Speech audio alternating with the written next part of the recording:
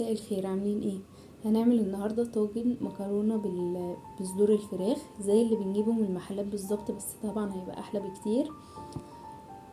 يلا، لو لسه ما عملتوش اشتراك وفعلتوا الجرس فعلوه عشان تشوفوا كل جديد ان شاء الله وسهل. اول حاجه كده جبت طاسه معايا فيها حته من السمنه وشويه من الزيت.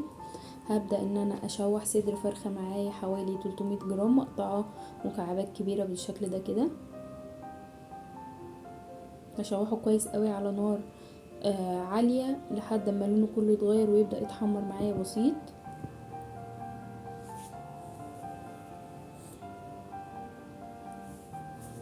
وصل كده اهوت للون دوت معايا دهبي فاتح قوي قوي. نزلت عليه بصلاية كبيرة متقطعة مكعبات صغيرة جدا، وهبدأ اشوح فيها معاه.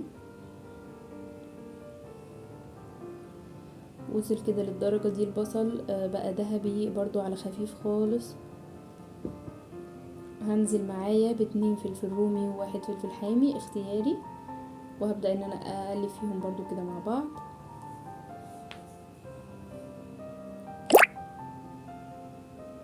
هحط بقى التوابل بتاعتي نص مكعب من المرق، ومعلقة صغيرة من بهارات الفراخ، ومعلقة صغيرة من السبع بهارات، ورشة من الفلفل الأسود،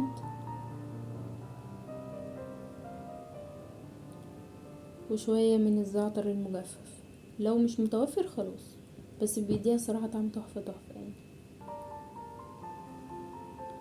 هشوحهم كده بالشكل دوت. هنا ممكن تدوقوا لو لقيتوا ملحها مظبوط تمام، لو لقيتوها عايزة ملح ظبطوا ملحها زي ما انتوا عايزين.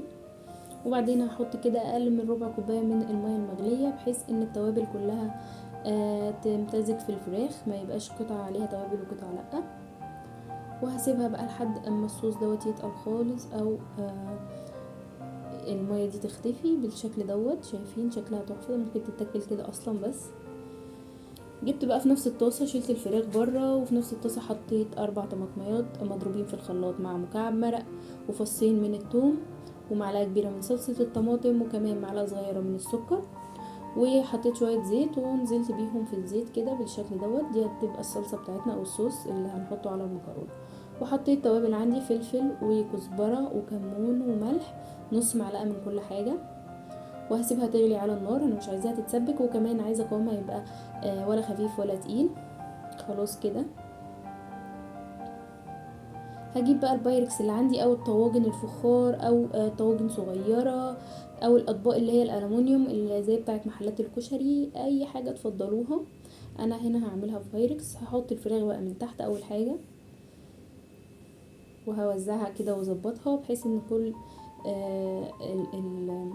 الطاجن من تحت يبقى الفراخ فيه متساويه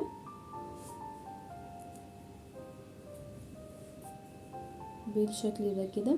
ومعايا كيس مكرونه 400 جرام مكرونه قلم. هبتدي ان انا احطها نيه على الفراخ بالشكل ده. وهجيب بقى الصلصه عندي انزل بيها على المكرونه زي ما انتم شايفين كده بالظبط.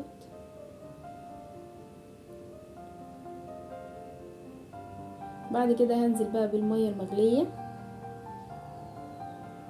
لحد ما اغطي وش المكرونه، وكل شويه هبدا ان انا اهز في الطاجن كده بحيث ان كل مكان فيه الميه توصله كويس او الصوص يوصله كويس. هبدا ان انا ازود الميه حبه بحبه لحد ما الاقي وش المكرونه خلاص بقت الميه واصله كويس جدا.